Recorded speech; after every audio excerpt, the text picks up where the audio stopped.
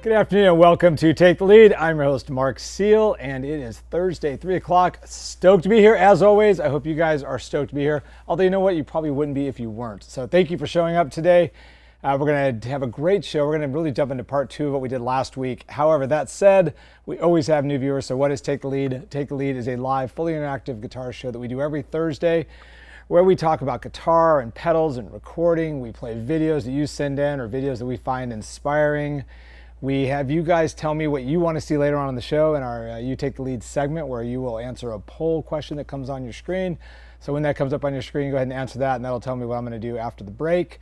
We give away strings or mugs or picks or all kinds of stuff every week on the show from Elixir primarily has been our main sponsor.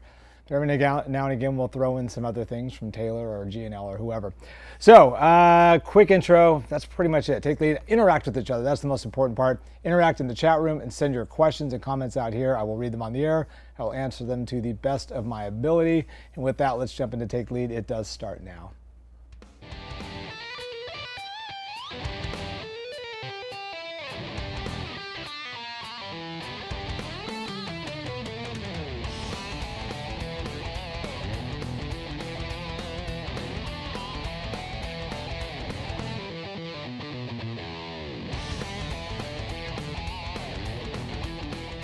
That riff was like a...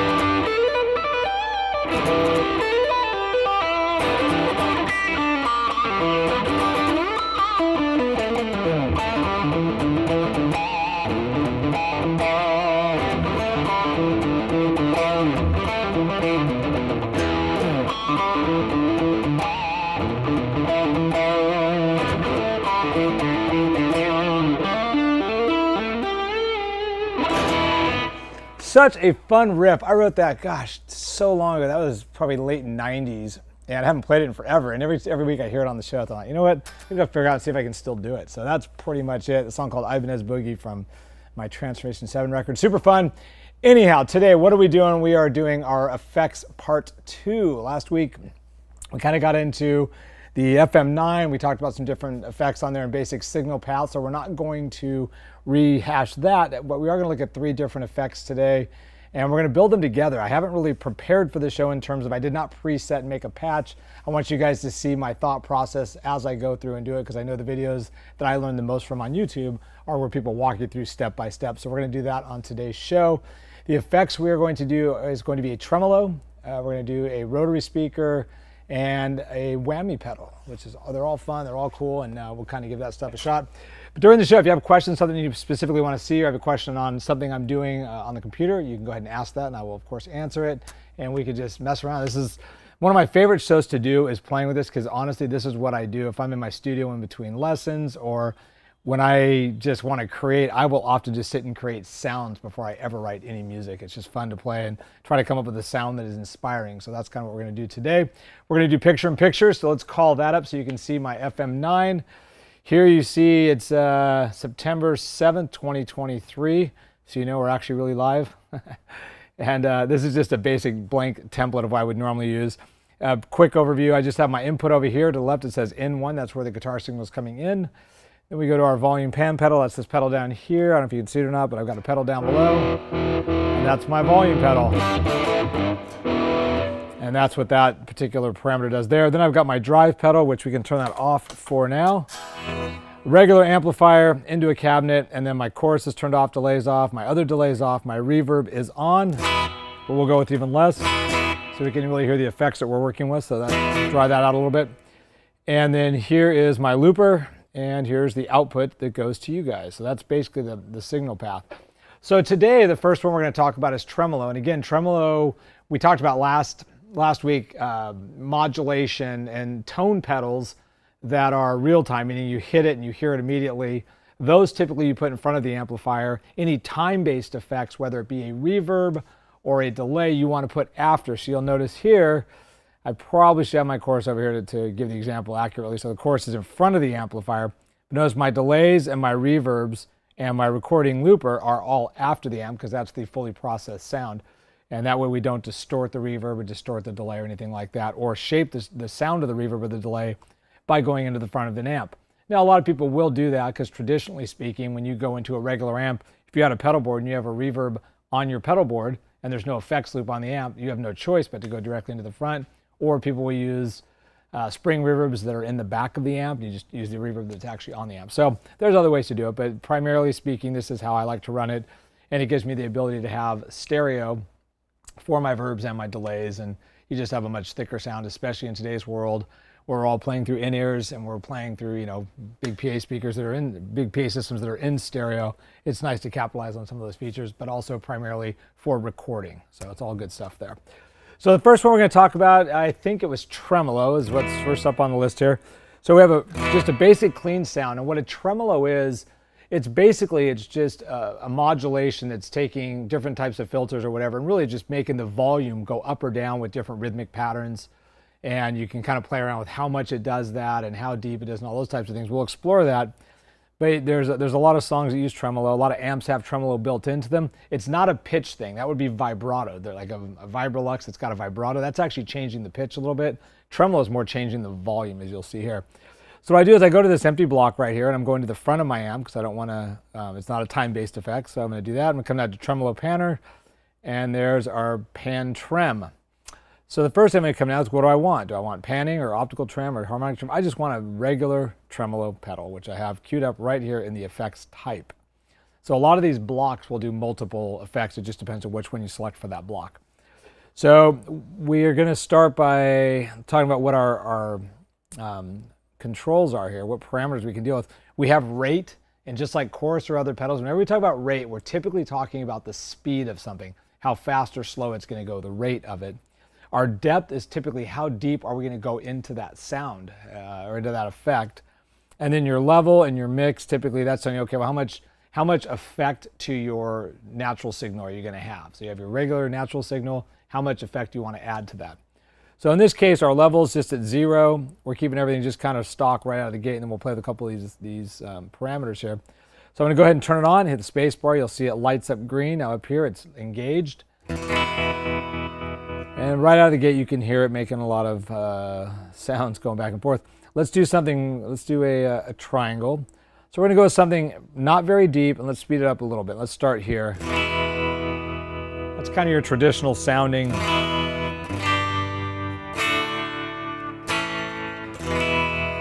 I can increase the rate.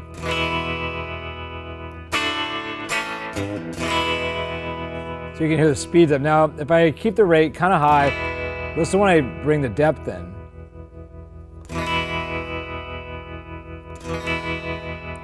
Sounds like the Smiths or a zillion other bands that used it. If I take the depth all the way up,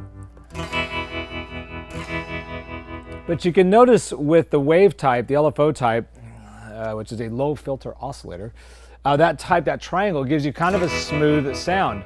If I make that more of a square, you're going to notice it's a lot more blocky. Right? And if you hear something like that, you might think of, let's try like a little bit faster on here. Might sound kind of like the beginning of Boulevard of Broken Dreams by, what is that, Green Day, I think it is? Green Day? Yeah. So I can get the right speed on that. A little quicker. There we go.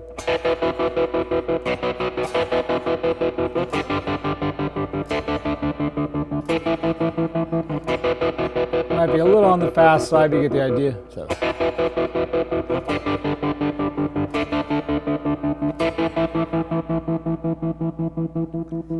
It's not unlike hitting your volume, on your guitar back and forth really quickly. If you want something just more kind of organic, though, I would do more of the triangle. And you have these different waves. I don't really play with a bunch of the different ones, and we could track them really quick. Triangle versus trapezoid. Sine. That's going to be your smoothest. Saw. That almost sounds reversed. That sounds like it's like a, what do you call it, a slapback. Random. Random's just going to do all the different ones together. Logarithmic. Yeah, so there's just a pile of different ways. But I think typically for me, if I want something nice and clean, I'll either do a sine wave or a triangle. And if I want something really choppy and blocky, it's going to be that square. Oops. See, that whole thing there.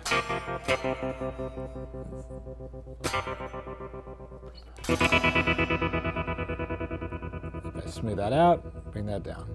So here's a more realistic sound you might actually use.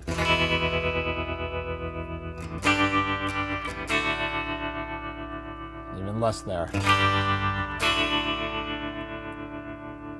And even slower.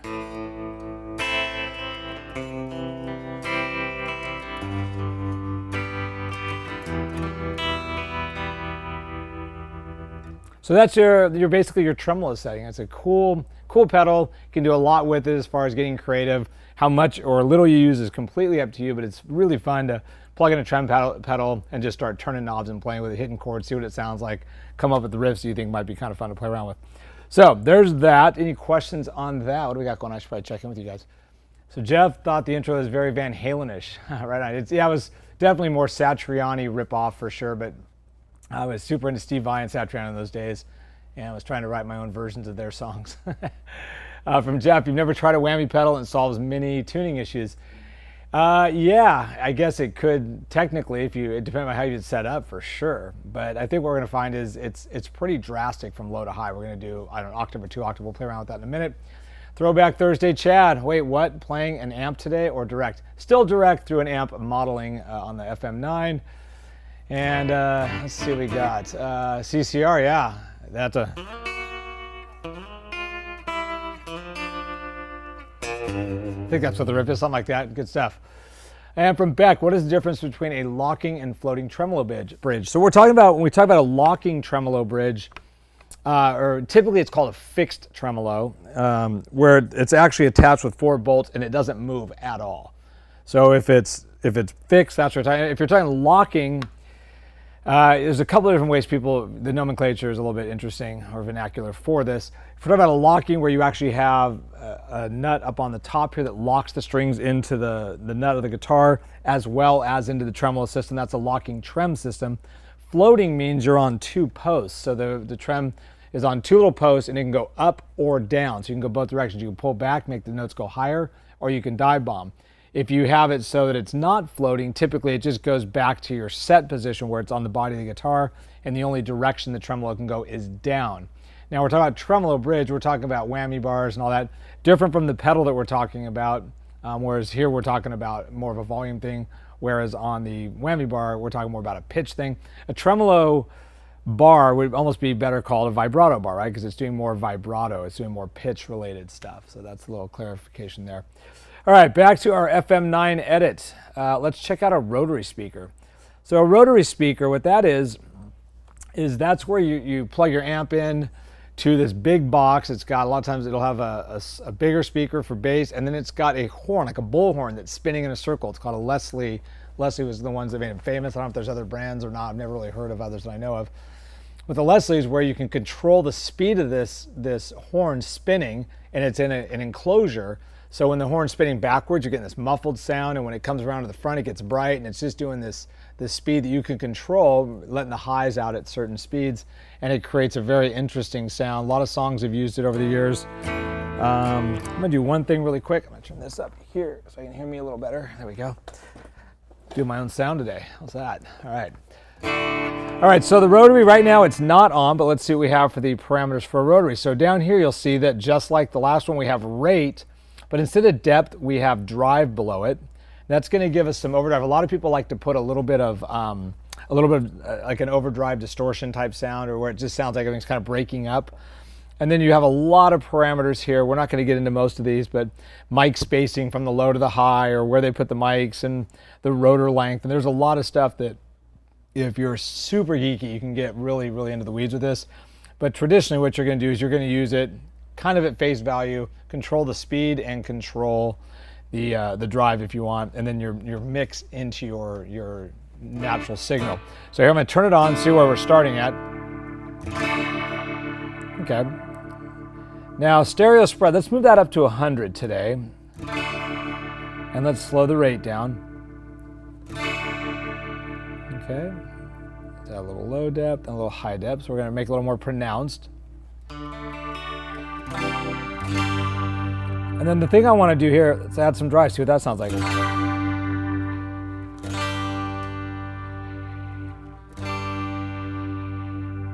You can hear just some noisy artifacts coming in. Okay, let's bring the speed up a little bit.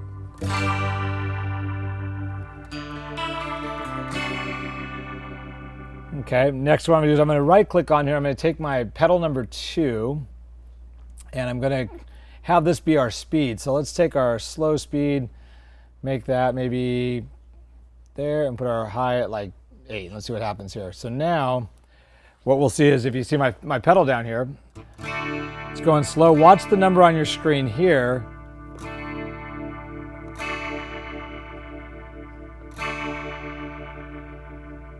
So I can control the speed.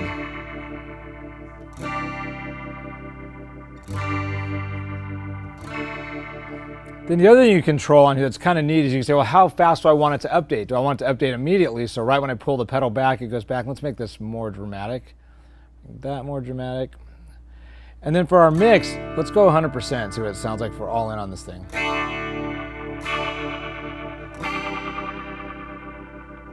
Now, what you might notice that's really also interesting about this, and I forgot about this, as I do it, what ends up happening is when I go from 0 and you watch the speed go all the way up, do you notice you can hear the speed gradually increase? And that's because in a motor, that's what's happening on stage. If you give it more, it's going to slowly kind of ramp up. It doesn't just go from 0. It's not like a Tesla of today, so to speak. So even when I give it all the way up to 9, you can hear it start to increase.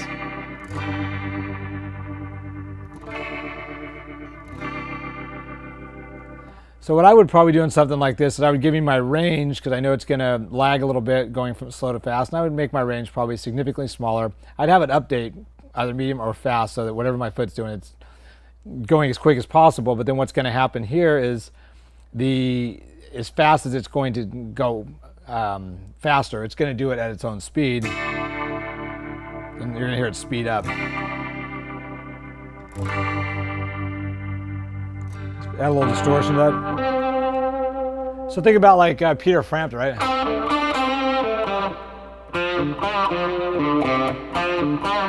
I turn it, I'm going to go a little more on that.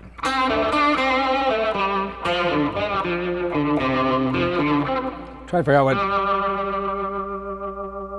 maybe more there.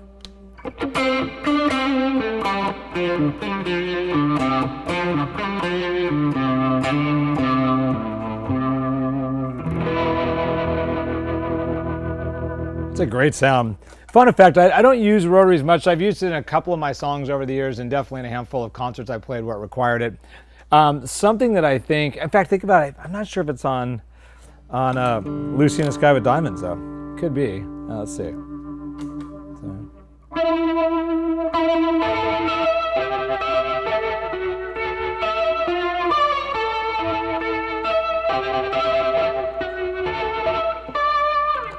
Yeah, so it's definitely got that vibe to it. I'm not sure what's on Lucy in the Sky, but it's kind of that vibe.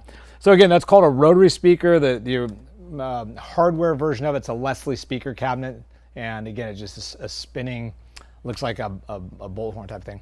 From Dean, is it normal for a whammy bar to be stiff? I was under the impression it would be very light and wiggly for vast vibrato, but I have to apply a lot of pressure on mine. It should be pretty stiff, because really what you're fighting is the tension of all 6 strings pulling the block up and the springs in the back pulling it down. So all that tension those springs are putting on there, that's how much pressure's on that block. So it's, you learn to get a pretty good touch with it with a light touch, but it does require some effort. It should feel pretty stiff. That's what's getting it back into tune and staying exactly where it should be ultimately. Andre Segovia's in town, right on. Robin Trower. Nice. Love Trower. Trower's amazing. And Jeff, everybody likes Trower. Good stuff. Brandon Williams, when using an effect loop, do you come out of the in and loop around to the out, or come from out and back to the in? So when you're using an effects loop, when you go out, you're going out to your pedals, and then you're completing your pedal chain and coming back into the amp. And that's what's putting the effects in between your preamp and your power amp section of your amplifier. Great questions. Let's keep moving along. Time's flying by. All right, next up, we're going to look at we talked about doing a whammy pedal. You know, it's interesting. I didn't even know there was one on here. But I noticed when I go to pitch, right, we know that whammy is changing the pitch. When I come here, down to our type. Again, over here, come down. What do we want to do? They actually have a classic whammy pedal. So right out of the gate, they make it really simple for you. Now, obviously, we can get a lot more detailed with it, but what is a whammy pedal?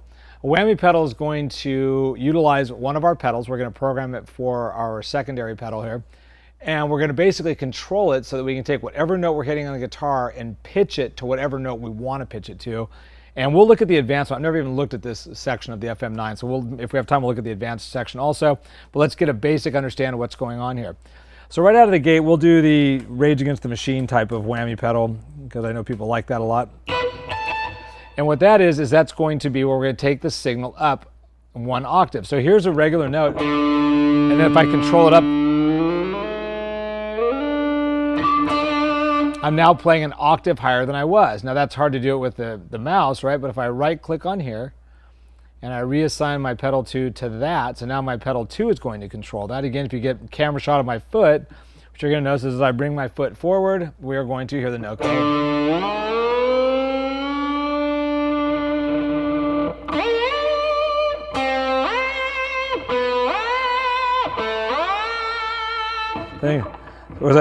I wish I had that solo when I should have learned it from Rage Against the Machine.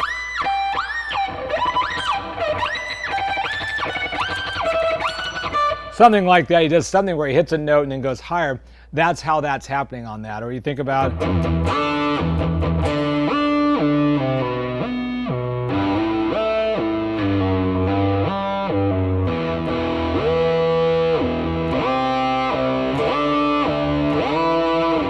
now the upside with this is up 1 octave. We can go up 2 octaves.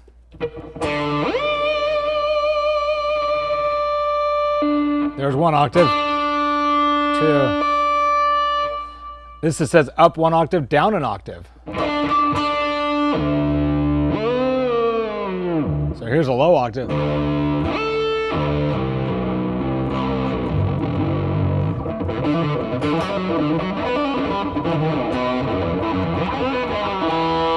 What a trip, man. I never play with this stuff. It's so much fun, though. Obviously, down your octave.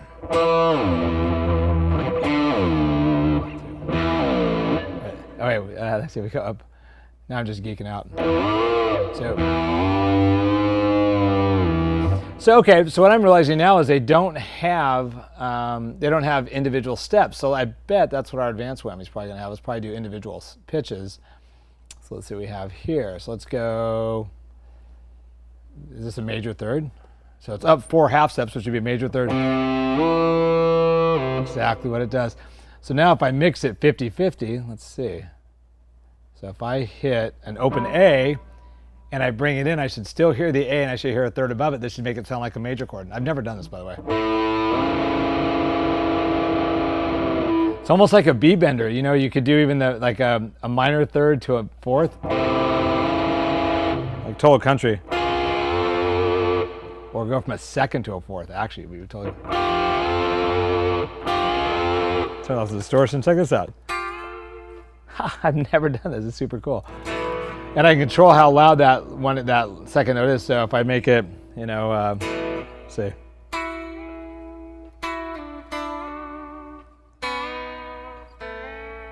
Gosh, that's got a great country. It's so cool.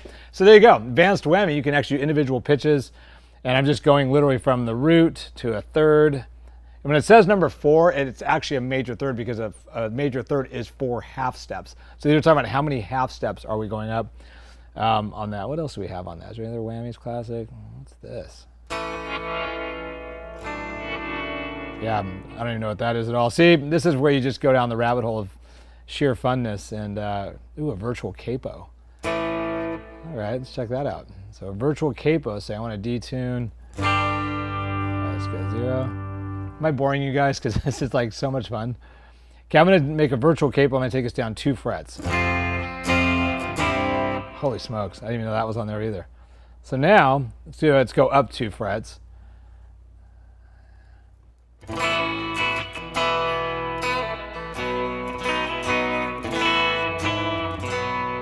Oh, what a trip. So you have a virtual capo as well. All right, we are totally going to run out of time doing this stuff, but what I want to do is encourage you guys to get into this stuff. Find inexpensive software. There's so much great software. I think we've talked about it before on the show. What is it called? Bias to this here. Talked about this software, and I don't know if this isn't hooked up right now, but just to show it looks like. This is a great piece of software for 120 bucks or whatever. You get, you can tell I haven't used it in a while, so I'm going to just blow this off. You get everything I'm doing on the FM9, pretty much you get a version of that, all that stuff that's going on there. You can do it on software for a fraction of the cost of what an FM9 would cost, but you get all those effects to play with. So for 100 bucks or 150 bucks, you can play with all the choruses, delays, tremolos, flangers, phasers, wah pedals, all that stuff.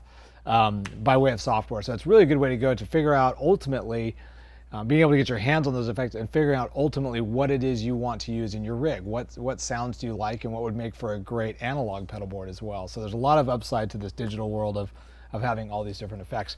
All right, let's take a bunch of questions and comments and then we'll jump into the Welcome to the Stage segment. Andres Segovia. Trower Univibe, how do we do that? I don't know. I'll have to look into that. I really don't off the top of my head. Cater's here. Cater, what's up, dude? Cater likes that. Cater did a funny post today, but we'll talk about that later.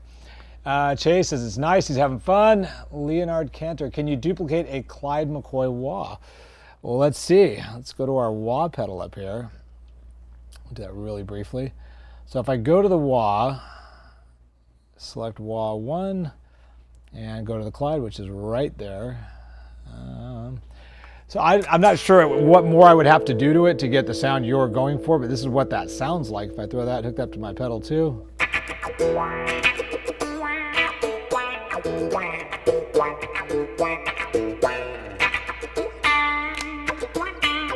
get some of that verb off that's pretty bright.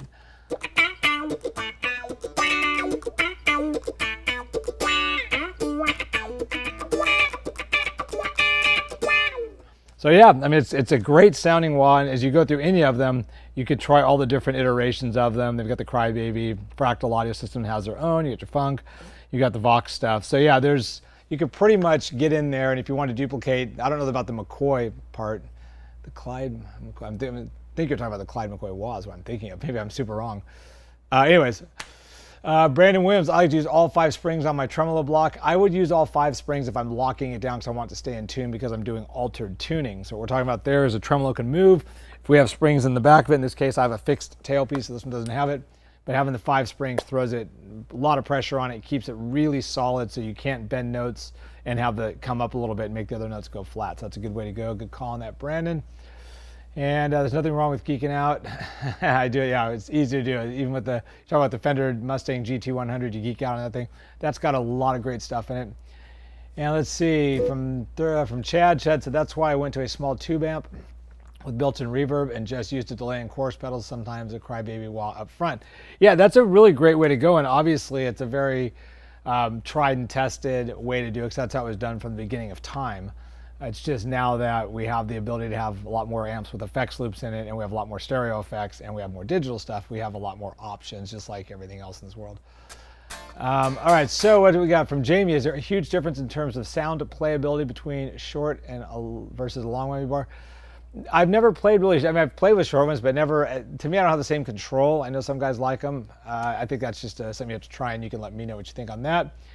And from Chase, is it okay if instead of a whammy bar I push down on the back of the bridge to produce a similar effect or this hurt my guitar? Will not hurt your guitar. If you have a floating trem and you push it on the back, you're effectively pulling the bar up. The pitch on all the strings is going to go sharp.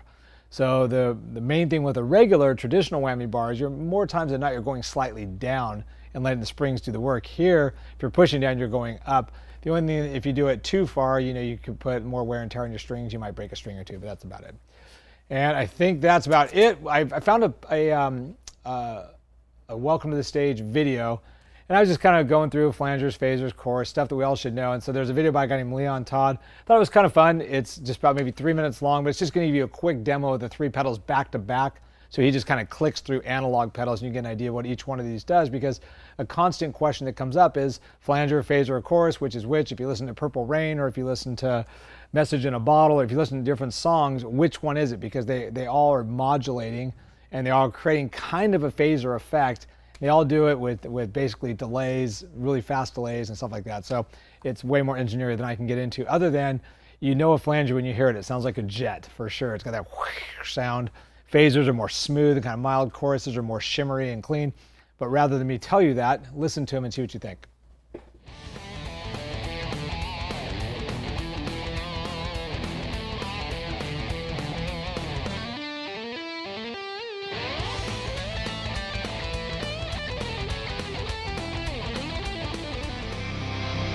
Welcome to another installment of 5-Minute Tones with pedals. Today we have a flanger, a phaser, and a chorus on the bench. I want to discuss the similarities, the differences, and why you might want to choose one over the other. A little bit ambitious for 5 minutes, I know, so let's get straight into it. This is my clean sound.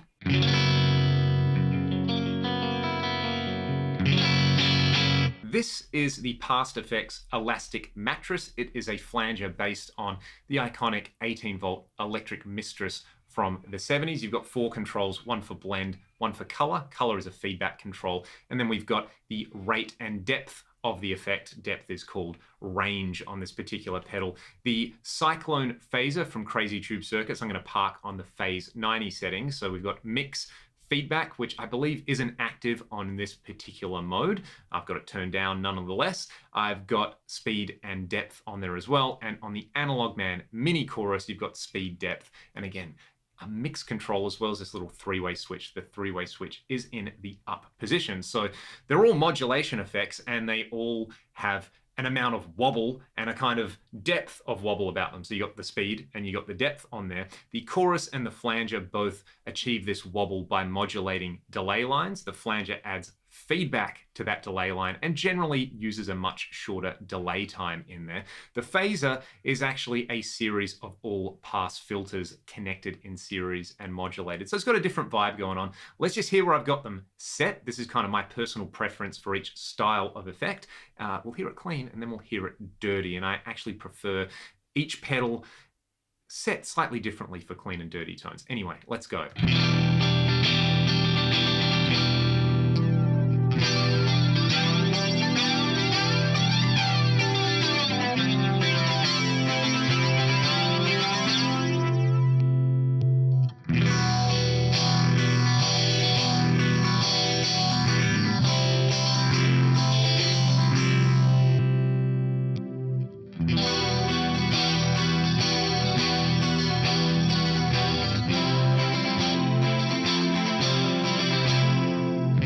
So the flanger to me has this metallic jet plane-like swoosh about it. The phaser I would describe as kind of a little more subtle and a little kind of more syrupy, and it kind of sticks your tone together a little bit more. And the mini chorus anyway, to me, has this very, very enjoyable, thick, lush chorus sound about it. You know, it takes your sound, it kind of makes it a little bit more pretty. So I kind of prefer the phaser on a clean sound for like funk style effects. I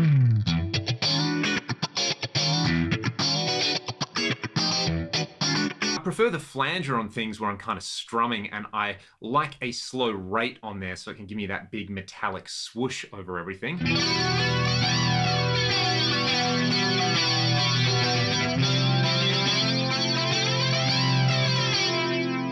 And I love chorus on pretty clean arpeggios.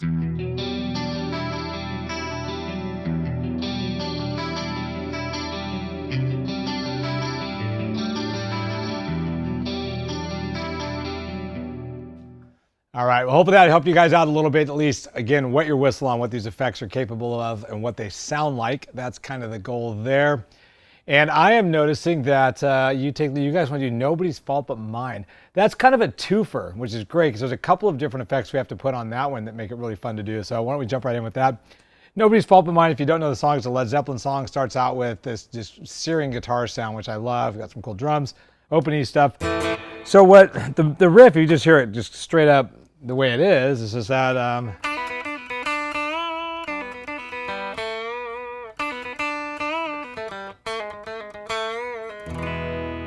so real, just a lot of open E stuff and just, you know, it's dry and just straight clean. So what he's doing on the song though, he's got some phaser on there and he plays it. I don't know if he plays it, I'm pretty sure he plays it high and has an octave below it and tunes the guitar down. But realistically, he's not using a pedal, so we can go either direction, meaning we can play it lower, an octave down and add an octave above it, or we can play it higher and add an octave below it. I want to go that path because I think the higher note's more dominant in what we're listening to. So we're going to start by adding an octaver, which is really like our whammy pedal. We're going to come down to our pitch, and we are going to, let's see, let's add, why is that not an option right now? Huh, that's weird. It won't let me add a pitch. I've never seen that either. Let's figure out why that is. What did I do here? Let me come here and come back. Oh, I know why. There's not multiple versions of a pitch. That's why.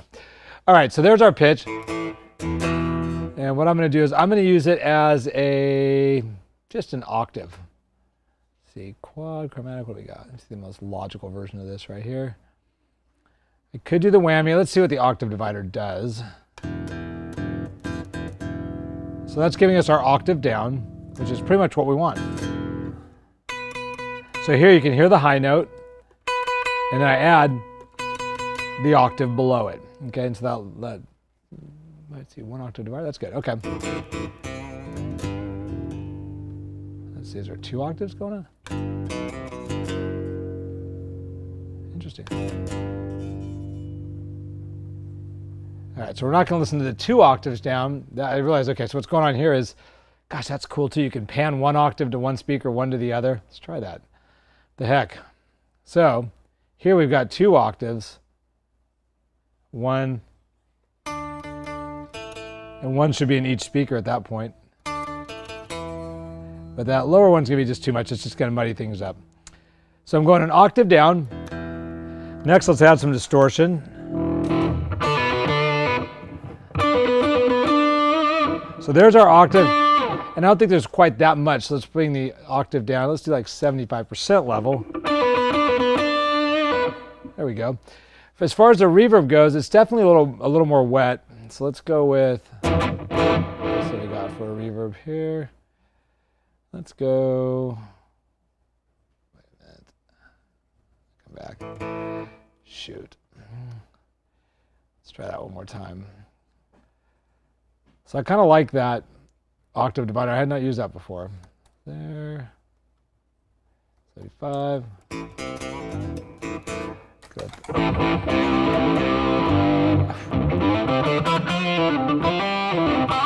That's so freaking cool. See, this is where you just get lost in having fun with this stuff. Okay, back to our verb though. What I want to do on our verb is I'm going to turn off a couple of these switches so that we get more verb. Got these all pre-programmed. All right, so there's we'll go 3 seconds on there we go, and a little bit more volume on the verbs. Let's give that 30. There we go. All right, we're getting close. Now, the secret ingredient here, and we're going to try it a couple of ways, is our phaser. That's the thing we're missing right now. So we come down to our phaser, and we have a pile of phasers. We're going to do a mono version of it. Let's start here and see what this one sounds like. It's going to be a lot more than that. Let's try our script 90. And let's add, that's pretty deep. Let's see.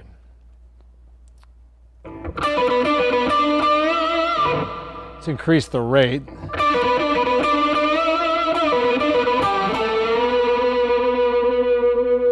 probably pretty right there. Now, what I actually want to do here is I'm going to take this phaser, move it behind this, and the reason I'm doing this is because I think it'll sound way cooler if we use a stereo. And we go with, let's go back up here, digital stereo, here we go.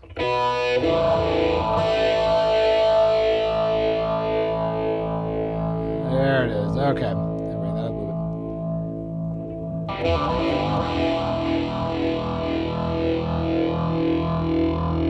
Is there a stereo spread on this one? I don't think there is. So that's just going side to side.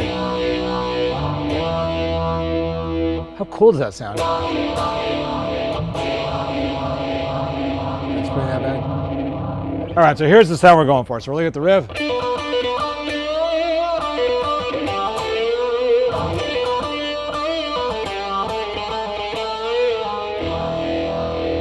Now let's take the depth. Let's go deeper with that. A little more feedback, a little more jet sound.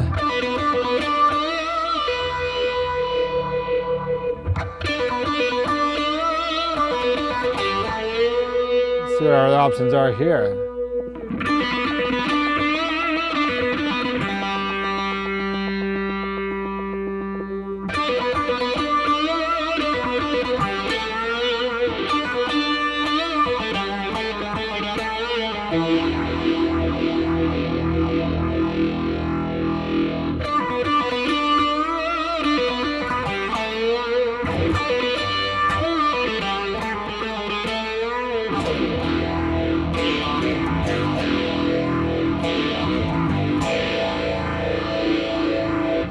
Okay, I'm having way too much fun. How rad does that sound? Seriously.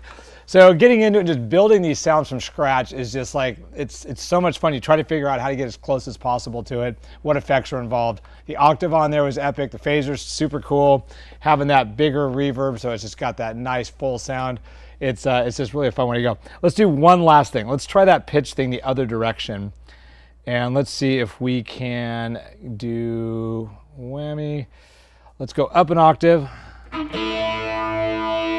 let's make that 40. So if we play that same riff instead of up here, let's take that. Let's go down and let's see.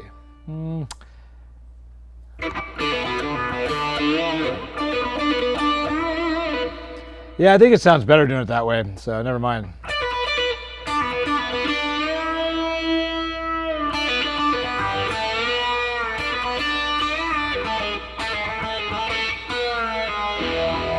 Yeah, it sounded better the first way. So the higher note was better, having the octave down below. It just sounds meatier, throatier, and kind of a cool way to go. So that's how that works. And in the future, I would love for you guys to do it. It's super fun for me to do this. If you want to send in on our socials, send in songs you want me to break down, just basic versions. I'm not trying to nail it exactly. I'm just trying to get you in the hunt of how to figure out how to make it sound or what effects they likely used. All right. So Throwback Thursday, Chad, TTC, he says, still love the Edie song too. Good vibes back in the day. Yeah, the Edie Brickell song, that solo on there is super cool. It's got a great filter on it they use. It's totally cool. Chase dug that sound also. That's kind of a cool one. Brandon's digging it. Jeff, you guys are all digging it. I'm stoked you guys like it. That was a cool sound. Let's go back one more time. That octave divine. And if I go a little bit less extreme, bring the depth down a little bit, bring the mix back a little bit.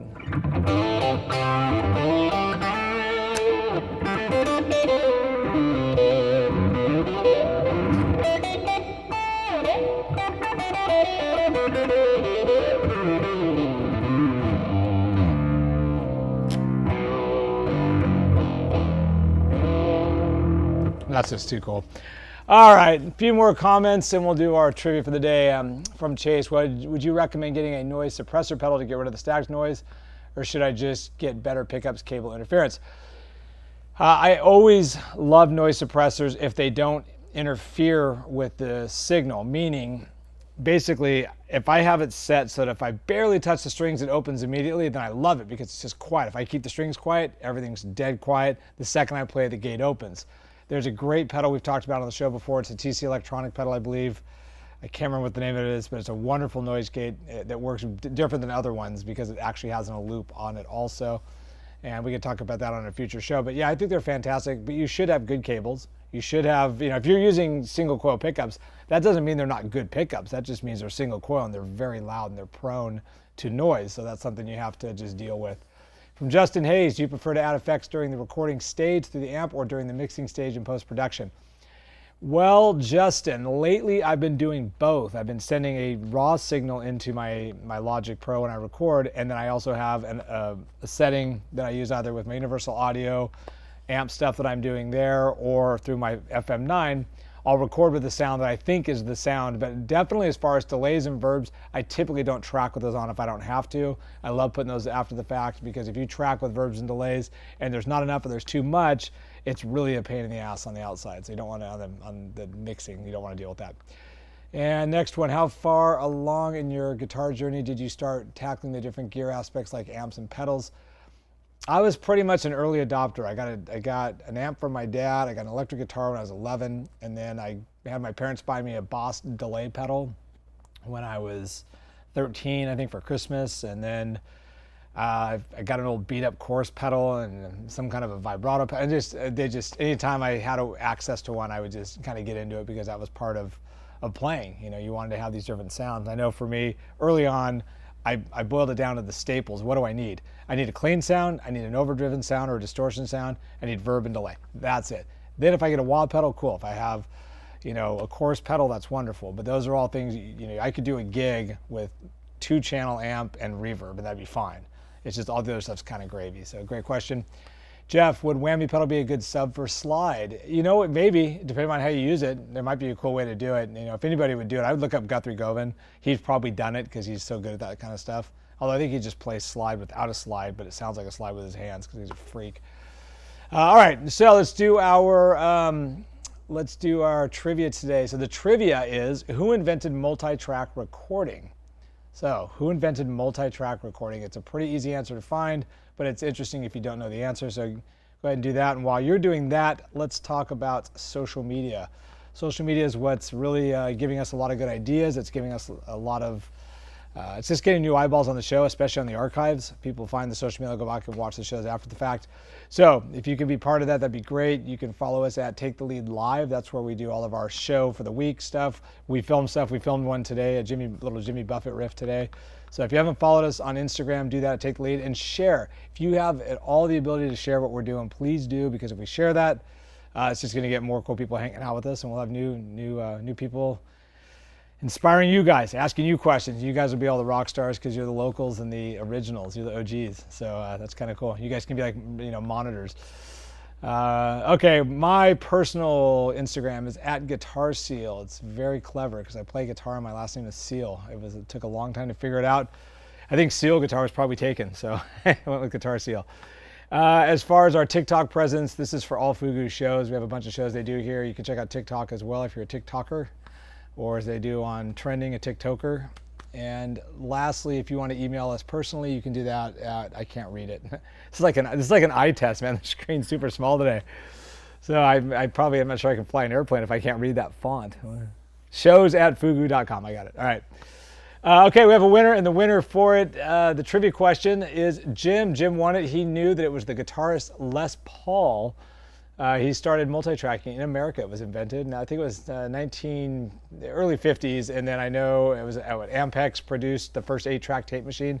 They also produced tape and everything else. So yeah, Les Paul was a huge influence on the rest of us because he gave us multi-track recording. I know the Beatles loved him for that. So very cool.